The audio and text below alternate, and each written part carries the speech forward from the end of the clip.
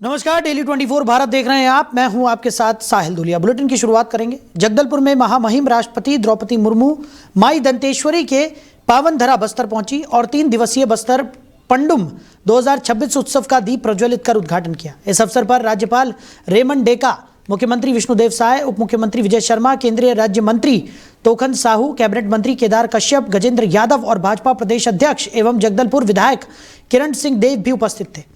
उद्घाटन समारोह में राष्ट्रपति ने बस्तर की सांस्कृतिक विरासत और आदिवासी परंपराओं की सराहना की। 3 दिवसीय उत्सव में सांस्कृतिक कार्यक्रम, आदिवासी खेल और पारंपरिक कला कार्यशालाओं का आयोजन किया जाएगा।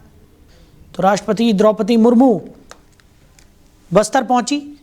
बस्तर में पंडुम 2026 का शुभारंभ उन्होंने किया। दीप प्रज्वलित कर 3 दिवसीय उत्सव का उद्घाटन करती हुई राष्ट्रपति द्रौपदी मुर्मू नजर आए। मुख्यमंत्री और अन्य गणमान्य भी इस मौके पर मौजूद रहे। तो मुख्यमंत्री और अन्य गणमान्य लोग भी इस मौके पर मौजूद रहे। इस खास कार्यक्रम का शुभारंभ राष्ट्रपति द्रौपदी मुर्मू ने किया। तो पंडुम 2026 का शुभारंभ करती हुई राष्ट्रपति द्रौपदी मुर्मू नजर आईं। वहीं महात्मा गांधी राष्ट्रीय ग्रामीण रोजगार गारंटी अधिनियम यानी कि मनरेगा, जिसे ग्रामीण गरीबों और मजदूरों की जीवन रेखा माना जाता है, अब उसी मनरेगा के मूल स्वरूप में बदलाव को लेकर सियासत तेज हो गई है। मनरेगा को कमजोर किए जाने के आरोप लगाते हुए जिला कांग्रेस कमेटी के अध्यक्ष हरिहर प्रसाद यादव ने भारत के राष्ट्रपति के नाम ज्ञापन सौंपा है। कांग्रेस का आरोप है कि केंद्र सरकार मनरेगा के अधिकार आधारित ढांचे के साथ छेड़छाड़ कर रही है, जिससे ग्रामीण भारत पर गंभीर असर पड़ सकता है। कांग्रेस ने ज्ञापन के माध्यम से कहा कि मनरेगा केवल एक सरकारी योजना नहीं बल्कि ग्रामीण मजदूरों का संवैधानिक अधिकार है, लेकिन मजदूरी भुगतान में देरी, न्यूनतम मजदूरी में कटौती और पंचायतों के अधिकार सीमित किए जाने जैसे कदम इस कानून को कमजोर कर रहे हैं। जिला कांग्रेस अध्यक्ष ने चेतावनी दी कि अगर मनरेगा में किए जा रहे कथित जन विरोधी बदलाव वापस नहीं लिए गए तो कांग्रेस ग्रामीण हितों की रक्षा के लिए आंदोलन को और तेज करेगी। कांग्रेस का कहना है कि मनरेगा से करोड़ों ग्रामीण परिवारों की रोजी रोटी जुड़ी है और इससे किसी भी तरह की छेड़छाड़ गरीबों पर सीधा हमला है। संग्राम के तहत 31 तारीख से लेकर 6 तारीख के बीच में कलेक्टर कार्यालय घेराव हमारा अखिल भारतीय कांग्रेस कमेटी के आह्वान पर प्रदेश कांग्रेस कमेटी के निर्देशन पर निर्धारित था। उसमें हमने आज 6 फरवरी का तय किया था, जिसमें हम लोगों ने कलेक्टर के माध्यम से महामहिम राष्ट्रपति जी को हमने ज्ञापन सौंपा है कि मनरेगा जो पुनीत कार्य था, जो गरीबों के हित का था, मजदूरों का अधिकार था, उसे वापस किया जाए, क्योंकि भारतीय जनता पार्टी की सरकार ने उस कानून को बदलकर एक नया योजना बनाया है, जबकि हमारा कानून था। हमने ग्रामीणों के मजदूरों के अधिकार के लिए कानून दिया था। हमारी रोजगार गारंटी कार्य था और महात्मा गांधी के नाम से कार्य था। महात्मा गांधी के नाम को मिटाने का जो इन लोगों ने कुत्सित प्रयास किया है, उसके विरोध में हमने महामहिम राष्ट्रपति को ज्ञापन दिया है। अलावा यहाँ के स्थानीय मुद्दे तो हैं ही, साथ ही जो मुख्य मुद्दा ये है हमारा कि इन्होंने, जो भारतीय जनता पार्टी की सरकार ने जो मनरेगा के कानून को बदला है, महात्मा गांधी के नाम को हटाया है, इससे इन्हें एक मुहर लगा दी है इस बात पे कि ये गॉडसे के पक्षधर हैं, गांधी के पक्षधर नहीं है। दूसरी बात, जो इसके मूल मुद्दा ये है कि पहले 10% और 90% का रेशियो था सर, ये 10% इनको देना था, 40 और 60 का हो गया। इस सरकार के पास ना तो कानून तो लागू हो गया, उसका बजट का एक पैसा नहीं आया, तो कानून लागू कैसे होगा, कैसे मजदूरों को भुगतान मिलेगा? एक चीज। दूसरी चीज कि जो कानून था, जो हमारा अधिकार था, वो अब योजना में परिवर्तित कर दिया गया।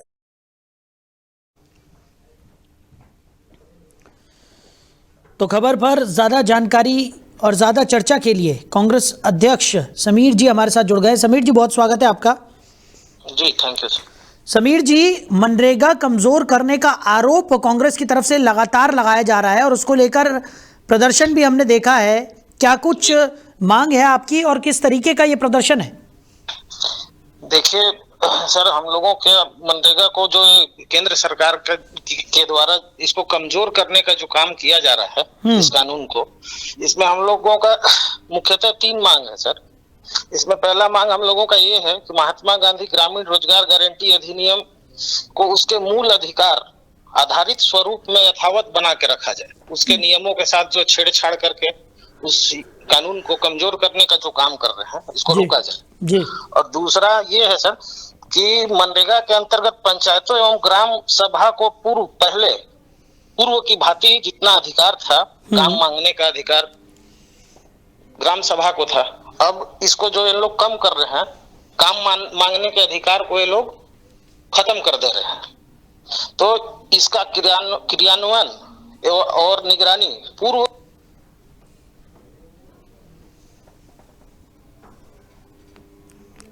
समीर जी सुन पा रहे हैं आप? तो समीर जी से हमारा संपर्क यहाँ पर टूट गया है, उनसे दोबारा जुड़ने की हम कोशिश करेंगे।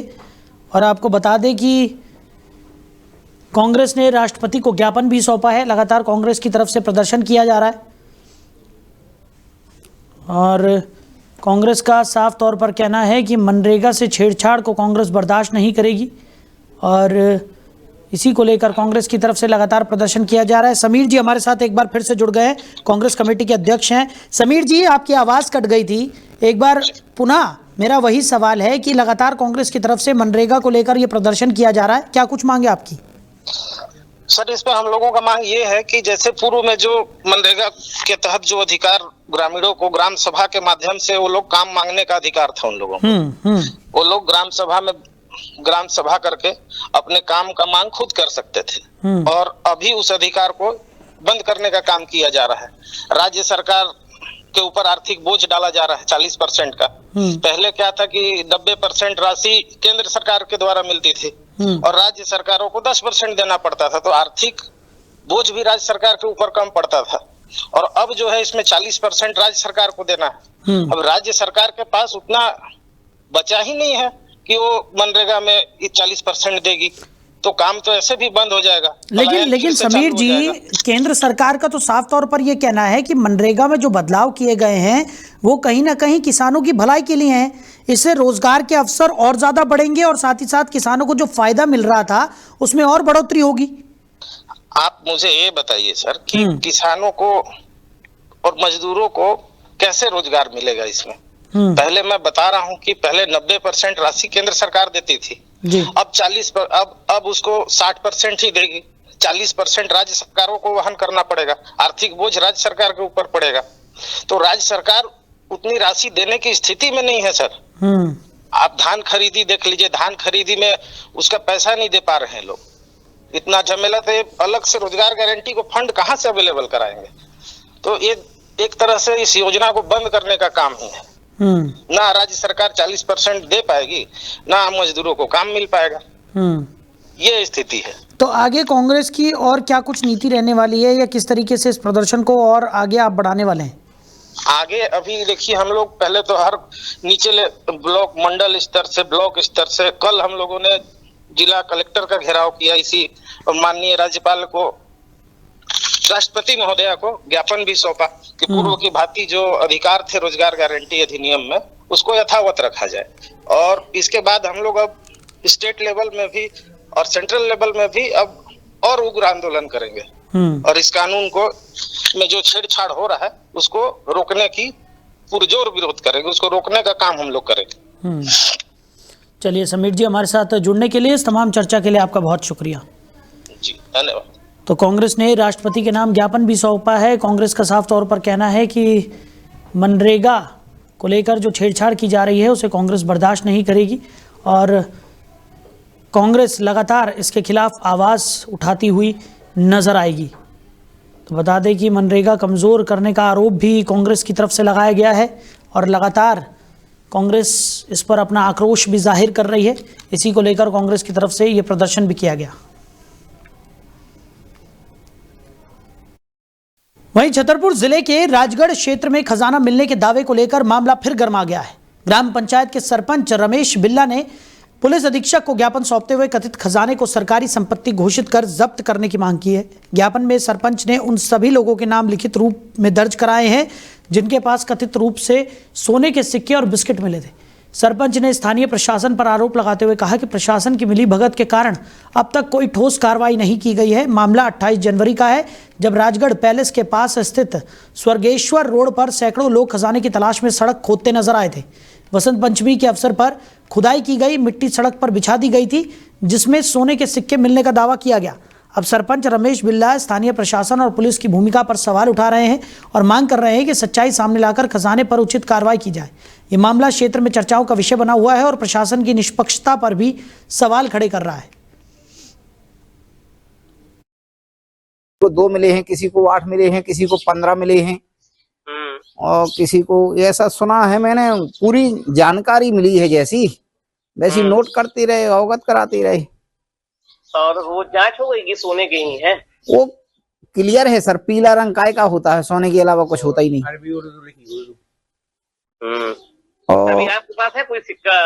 अभी आपके मेरे पास नहीं है सर, फोटो जो आई है वही कौन देगा सर, मुझे थोड़ी देगा कोई। मेरे ट्रैक्टर में भर के आया, मुझे पता होता तो अपने घर में नहीं डलवा लेता सर। तो जो नल जल योजना की पाइपलाइन खुदी थी उसी को स्वर्गेश्वर रोड के लिए डलवाई थी, और डलवाने के बाद किसी तरह से पप्पू पाल की जीसीबी से जिला पंचायत सदस्य उससे प्लान करवाया। अब पहले पता ही नहीं था सर, जब वो पानी बरसा तो पानी बरसने से वो पीला रंग निकले आया। तो वहीं नजदीक है लक्ष्मी घोसी, उसकी लड़की को मिला, उसने बताया अपनी मम्मी को और अगल बगल वालों की 4-6 लोगों को। और मैं वहां से दूध लेके निकला, मैंने कहा क्या है, कह रहे थे नाक की कील गिर गई है इसलिए ढूंढ रहे हैं। अब हमको उसका पता ही नहीं था सर कि क्या कैसा। हमने की चलो भैया लेकिन हमारा रोड प्लान कर देना, गड्ढा नहीं कर देना। मुझे अपने रोड की थी, मुझे पता नहीं, बाद में पता चला कि सोने के सिक्के निकल रहे। फिर मैं दोबारा गया तो देखा तो 2 सिक्के मैंने जरूर देखे हैं, वो सोने के सिक्के ही है। रात में देखा मैंने, फिर रात में वो मीडिया वालों ने भेज दिया छतरपुर के लिए, फिर सभी जगह। मैंने कहा मैं स्थानीय हूँ, मेरी जिम्मेदारी है, इसलिए मैंने आपको यहाँ भेज दिया। कितने बजे की घटना है रात की? ये सर 6 बजे की घटना है, शाम 6 बजे की है, 5:30-6 बजे की। वो फिर तो सर 2-3 घंटे वहां खोदते रहिए कि करके, तो किसी को 1 मिला, किसी को 2 मिला। अभी सुबह मिले हैं 2, एक आदमी। तो इसी खबर पर ज्यादा चर्चा के लिए राजगढ़ के सरपंच रमेश बिल्ला जी हमारे साथ जुड़ गए। रमेश जी बहुत स्वागत है आपका। जी सर। रमेश जी, क्या ये पूरा मामला है, जिस तरीके से खजाने का जो मामला गरमाया हुआ नजर आ रहा है और आपने पुलिस को ज्ञापन भी सौंपा है इसको लेकर, क्या कुछ है ये पूरा मामला, एक बार आपसे जानना चाहेंगे। ये सर यथार्थ सत्य है, मैं आई विटनेस हूँ, मैंने स्वयं देखा है। 28 तारीख को शाम के 6 बजे की बात है, जो बसंत पंचमी को मेला कार्यक्रम के लिए मिट्टी डलवाई गई थी, नल जल योजना की गड्ढी में पूरी गई थी। उस काली मिट्टी में सोने के सिक्के निकले हैं, सोने की बिस्कुटें भी निकली हैं। जो ग्राम राजगढ़ के बद्री घोसी के लड़के 2 थे, लक्ष्मी घोसी के घरवाली बिटिया 2 बेटियां और जमुना घोसी के दोनों लड़के, राम लोकेश अहरवार, राम भरोसी अहरवार, इन 5-6 लोगों ने वहां से निकाले हैं। और एक व्यक्ति को कम से कम किसी के 50 सिक्के, किसी को 125 सिक्के है। जमुना घोसी, बद्री घोसी, लक्ष्मी घोसी, बलवीर घोसी, इनके यहाँ 165 सिक्के गए हैं। बिस्कुटें अलग गई हैं। उसके अलावा राम भरोसी के यहाँ 44 सिक्के बताए गए। तो क्या मांग कर रहे हैं सर आप? मेरा ये है कि शासकीय खजाना है, किसी तरह से किसी की प्रॉपर्टी तो है नहीं है, तो शासकीय खजाने में जमा होना चाहिए। हाँ, और साथ ही साथ आप लोगों ने प्रशासन की मिलीभगत का भी आरोप यहाँ पर लगाया है। बताया जा रहा है कि अधिकारियों की भी मिलीभगत है इस पूरे मामले में।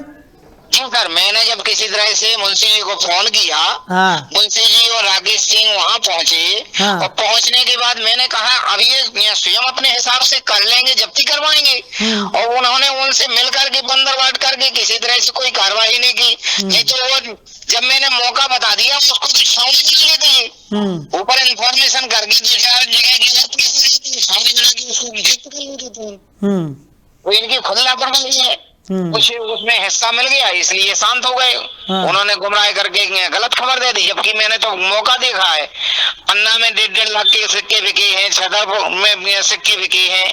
अच्छा रमेश जी, जिन सिक्कों की आप बात कर रहे हैं और उसके बाद आपने ज्ञापन भी यहाँ पर सौंप दिया है पुलिस को, उसके बाद क्या किसी तरह की कोई संज्ञान लिया गया इस पूरे मामले में, या अभी भी ठंडे बस्ते में पड़ा है पूरा मामला? नहीं सर, ठंडे बस्ते में पड़ा है, कोई सुन नहीं रहा। कल मैं एसपी साहब के यहाँ आया था, जब नहीं मिले तो मैंने आवक जावक में दे दिया, उसमें रसीद भी ले ली थी। अच्छा, कोई अधिकारी नहीं रहा।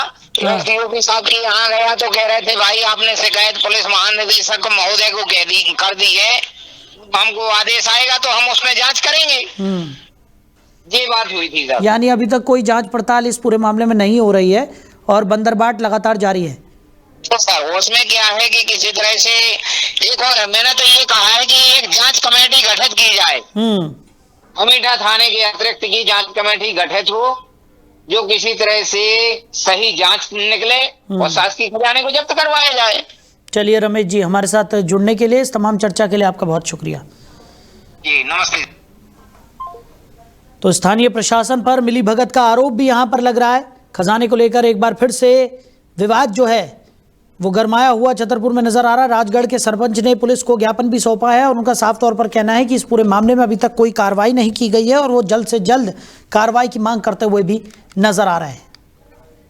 वहीं मुंगेली जिले में फाइलेरिया यानी कि हाथी पांव जैसी गंभीर बीमारी से बचाव एवं नियंत्रण के लिए 10 फरवरी से 25 फरवरी तक सामुदायिक दवा सेवन कार्यक्रम आयोजित किया जा रहा है। इस अभियान का उद्देश्य जिले को फाइलेरिया मुक्त बनाना और आमजन को इस रोग के प्रति जागरूक करना है। कलेक्टर ने प्रेस कॉन्फ्रेंस में कहा कि प्रधानमंत्री नरेंद्र मोदी की मंशानुरूप देश को 2030 तक फाइलेरिया मुक्त बनाना है। जिले में 8,51,895 से अधिक लोगों का दवा सेवन कराने का लक्ष्य रखा गया है और फाइलेरिया जैसी गंभीर बीमारी का पूर्ण इलाज कहीं भी संभव नहीं है, इसलिए इसका समय रहते रोकथाम ही एकमात्र उपाय है। कलेक्टर ने आमजन से अपील की है कि वो दवा सेवन करने के साथ सहभागिता करें और इस अभियान को सफल बनाएं। इस अभियान के तहत जिले के सभी क्षेत्रों में दवा सेवन के लिए विशेष शिविर लगाए जाएंगे जहां लोग अपनी दवा ले सकते हैं। इसके अलावा स्वास्थ्य कार्यकर्ता घर घर जाकर भी दवा सेवन कराएंगे। कलेक्टर ने कहा कि फाइलेरिया मुक्त मुंगेली बनाने के लिए सभी का सहयोग आवश्यक है। उन्होंने आमजन से अपील की है कि वो इस अभियान में बढ़ चढ़कर भाग लें और अपने परिवार और समाज को फाइलेरिया से बचाएं। ये फाइलेरिया उन्मूलन कार्यक्रम जो एक अभियान के रूप में केंद्र सरकार द्वारा माननीय प्रधानमंत्री जी के विजन को देखते हुए मास ड्रग एडमिनिस्ट्रेशन सामूहिक दवा सेवन कार्यक्रम जो है ये इसकी रूपरेखा रखी गई है और ये पूरी कंट्री में ये MDA प्रोग्राम किया जा रहा है। इसकी जो रूपरेखा जो तैयार की गई है वो 10 फरवरी से लेकिन 25 फरवरी तक एक एक व्यक्ति को, हमारे ज़िले की अगर बात की जाए, अगर यहाँ की जनसंख्या करीब 10,03,000 जनसंख्या है अभी आज की डेट में, उनमें से करीब 8,50,000 लोगों को ये दवा खिलानी है। और ये दवा जो है पहले मतलब ये इसकी इम्पोर्टेंस इसलिए ज़रूरी है कि जो फाइलेरिया का उन्मूलन इसलिए ज़रूरी है कि इसकी कोई दवा नहीं है, ना इसका कोई वैक्सीन है। और अगर फाइलेरिया जनित लोगों में के काटे हुए मच्छर से अगर किसी और व्यक्ति को मच्छर काट लेता है और उस व्यक्ति ने अगर कोई वो दवाई नहीं खाई हुई है तो उस व्यक्ति को 10 साल से लेकर 15 साल के बीच में कभी भी, 5 साल में भी हो सकता है, 6 साल में हो सकता है, कभी भी उसको फाइलेरिया हो सकता है। और एक बार किसी व्यक्ति को फाइलेरिया हो गया तो उसका कोई इलाज नहीं। वहीं मध्य प्रदेश के सीहोर जिले के ग्राम धामंदा में आयोजित कार्यक्रम के दौरान राजस्व मंत्री करण सिंह वर्मा का बयान चर्चाओं में आ गया। कार्यक्रम में मंत्री ने लाडली बहना योजना से जुड़ी जानकारी साझा करते हुए कहा कि गांव की 894 बहनों को हर महीने 1500 रुपये की सहायता दी जा रही है। सभा में मौजूद महिलाओं की संख्या पर सवाल उठाते हुए मंत्री ने कहा कि जल्द ही एक दिन सभी लाडली बहनों को बुलाया जाएगा। उन्होंने चेतावनी दी कि जो कार्यक्रम में शामिल नहीं होंगी उनका नाम योजना की सूची से काट दिया जाएगा। मौके पर मौजूद लोगों ने मंत्री के बयान का वीडियो रिकॉर्ड कर लिया जो अब सोशल मीडिया पर तेजी से वायरल हो रहा है। वीडियो में मंत्री के स्पष्ट शब्द और चेतावनी दिखाई दे रही है जिससे स्थानीय स्तर पर चर्चाएं तेज हो गई है। ये बयान लाडली बहना योजना के क्रियान्वयन और ग्रामीण महिलाओं के बीच चर्चा का विषय बन गया है। स्थानीय प्रशासन और सोशल मीडिया उपयोगकर्ता दोनों ही इस वायरल वीडियो पर प्रतिक्रियाएं दे रहे हैं।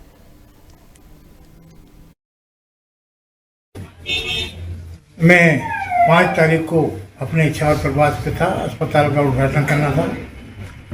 सबसे पहले वहाँ बहनों को प्रणाम किया और अंत में बहनों को कहा कि सबको मैं मेरी ओर से भोजन पर आमंत्रित कर रहा हूँ। सारी बहनों को जो 800 निवासी हमारी धामंदा में बहना है कि मैं मेरी तरफ से उनको भोज दूंगा और सारी जानकारी उनको हम देंगे कि हम लखपति कैसे बन सकते हैं, दीदी कैसे बन सकते हैं, समूह कैसे चला सकते हैं। इस सारी योजना के लिए मैंने उनको कहा कि इनको बुलाइए। और मैंने कोई ऐसी बात नहीं की क्योंकि बहनों का जो एक संज्ञान में आया मेरा वीडियो में, उसमें कोई पैसे ना काटे जाएंगे। डॉक्टर मोहन यादव साहब की सरकार है, पैसे उनको मिलेंगे, हमेशा मिलते रहेंगे, कोई पैसा नहीं काटेगा। मगर कोई ने इसके माध्यम से मेरे संज्ञान में आए, किसी ने कहा कि नाम काटे जाएंगे, ये जोड़े जाएंगे, ऐसी मेरी ओर से कोई ऐसा वीडियो मैंने कहा नहीं। और अगर कोई असावधानी भी त्रुटिपन हो सकती है उसके लिए मैं वहीं छत्तीसगढ़ एमसीबी जिले के शिक्षा विभाग की कार्यप्रणाली एक बार फिर सवालों के घेरे में आ गई है। मनेन्द्रगढ़ जिला शिक्षा अधिकारी कार्यालय में पदस्थ एक बाबू का वीडियो सोशल मीडिया पर तेजी से वायरल हो रहा है, जिसमें वो सरकारी कार्यालय में टेबल पर पैर रखकर मोबाइल चलाते हुए नजर आ रहे हैं। वायरल वीडियो में साफ तौर पर देखा जा सकता है कि कार्यालय समय के दौरान कामकाज छोड़कर आराम फरमाते हुए मोबाइल में वो व्यस्त हैं। बताया जा रहा है कि वीडियो में दिख रहे व्यक्ति लेखा पर्यवेक्षक दिनेश प्रसाद शर्मा है और जो मनेन्द्रगढ़ जिला शिक्षा अधिकारी कार्यालय में पदस्थ है। इस तरह का आचरण न सिर्फ सरकारी नियमों और अनुशासन के खिलाफ है, बल्कि आम जनता के बीच प्रशासन की छवि को भी नुकसान पहुंचा रहा है। एक ओर सरकार शिक्षा व्यवस्था सुधारने के दावे कर रही है, वहीं दूसरी ओर शिक्षा विभाग के कार्यालय में जिम्मेदार पद पर बैठे अधिकारी कर्मचारी इस तरह लापरवाही करते नजर आ रहे हैं। वीडियो वायरल होने के बाद विभागीय अधिकारियों की चुप्पी भी सवाल खड़े कर रही है। अब देखना यह होगा कि जिला शिक्षा अधिकारी या उच्च प्रशासन इस मामले में कोई कार्रवाई करता है या फिर यह मामला भी अन्य मामलों की तरह फाइलों में दबकर रह जाएगा। फिलहाल वायरल वीडियो ने शिक्षा विभाग की कार्य संस्कृति पर बड़ा प्रश्न चिन्ह खड़ा कर दिया है। उधर कोरबा चांपा भारतमाला मुख्य मार्ग पर देर रात एक दर्दनाक सड़क हादसा हो गया। तेज रफ्तार कार अनियंत्रित होकर सड़क किनारे जा गिरी, जिसमें कार सवार 4 लोगों में से 2 की मौके पर ही मौत हो गई, जबकि 2 अन्य गंभीर रूप से घायल हो गए। हादसा उरगा थाना क्षेत्र का बताया जा रहा है। जानकारी के मुताबिक कार क्रमांक CG 10 PF 9922 में 4 लोग सवार थे, जो सभी बिलासपुर के मस्तूरी निवासी बताए जा रहे हैं। ये सभी लोग बिलासपुर मस्तूरी से कोरबा की ओर बारात में शामिल होने जा रहे थे। तेज रफ्तार के कारण कार का संतुलन बिगड़ गया और वो सड़क से नीचे जा गिरी। हादसा इतना भीषण था कि वाहन के परखच्चे उड़ गए। घटना की सूचना मिलते ही टीम मौके पर पहुंची और घायलों को तत्काल अस्पताल में भर्ती कराया गया। गंभीर रूप से घायल दोनों लोगों को प्राथमिक उपचार के बाद बिलासपुर रेफर कर दिया गया। हादसे में राहुल रॉय और विराट अग्रवाल की मौके पर ही मौत हो गई। पुलिस ने मृतकों के परिजनों को घटना की सूचना दे दी है। प्रारंभिक जांच में तेज रफ्तार को हादसे का मुख्य कारण माना जा रहा है। पुलिस मामले की जांच पड़ताल में जुटी हुई है। वहीं मध्य प्रदेश के सागर जिले की देवरी तहसील में शुक्रवार को OBC, ST और SC संयुक्त मोर्चा के नेतृत्व में हल्ला बोल का आयोजन किया गया। इस आंदोलन में सैकड़ों की संख्या में समाज के लोग एकत्रित हुए और रैली के रूप में नगर के प्रमुख मार्गों से होते हुए प्रदर्शन किया। रैली के दौरान बाबा साहब डॉक्टर भीमराव अंबेडकर, महात्मा गांधी और सरदार वल्लभ भाई पटेल सहित अन्य महापुरुषों के जयकारे लगाए गए। प्रदर्शनकारियों ने नगर के प्रमुख चौराहों पर स्थित महापुरुषों की प्रतिमाओं पर माल्यार्पण किया और इसके बाद रैली SDM कार्यालय पहुंची। यहां तहसीलदार के माध्यम से राष्ट्रपति के नाम ज्ञापन सौंपा गया। ज्ञापन के जरिए समाज से जुड़े विभिन्न मुद्दों और मांगों को प्रमुखता से रखा गया। आंदोलन में शामिल लोगों ने कहा कि सामाजिक न्याय, सम्मान और समान अधिकार और संवैधानिक मूल्यों की रक्षा के लिए एकजुट होना जरूरी है। उन्होंने सरकार से मांग की है कि SC, ST और OBC वर्ग से जुड़े मामलों में संवेदनशीलता के साथ त्वरित कार्रवाई की जाए। हल्ला बोल आंदोलन में बड़ी संख्या में महिला, पुरुष और युवा शामिल रहे। कार्यक्रम शांतिपूर्ण तरीके से संपन्न हुआ और प्रशासन ने सुरक्षा के पुख्ता इंतजाम किए। देवरी में समस्त वर्ग के लोग नहीं आए हैं। देवरी में मात्र पिछड़ा वर्ग, दलित और आदिवासी वर्ग के लोग आए हैं और हम लोग UGC के समर्थन में आए हैं कि जो केंद्र सरकार द्वारा UGC के लिए जो पिछड़ा दलित आदिवासियों के हित में कानून पारित किया गया है उसको पुनः लागू किया जाए और उसी तरीके से लागू किया जाए जिस तरीके से वो बनाया गया। इसके लिए ये कोई घर का काम तो है नहीं। सर्वे रिपोर्ट आया कि OBC के छात्रों के साथ भी भेदभाव किया जाता है, तो सर्वे रिपोर्ट से सरकार ने UGC कानून लागू किया गया कि अगर इनका शोषण होता है या इनका अपमानित होता है जातिगत, तो वो भी न्यायपालिका के दायरे में आएंगी। अब इसमें गलत क्या है? मुझे तो नहीं लगता कुछ गलत है। अगर मैं काशी पटेल हूँ, मेरे को बेइज्जत करोगे तो क्या मैं इंसान नहीं हूँ?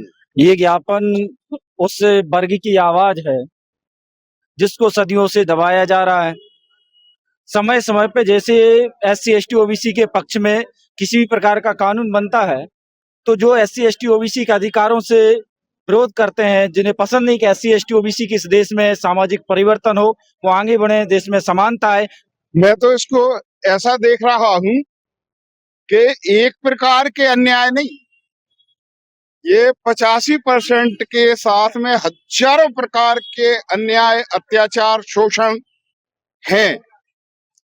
उनको कहीं न्याय मिलता ही नहीं है, सुलभ न्याय नहीं है, उनको सुलभ शिक्षा नहीं है, सुलभ रोजगार नहीं है। सारे के सारे दमन और अत्याचार हैं, सारा शोषण है।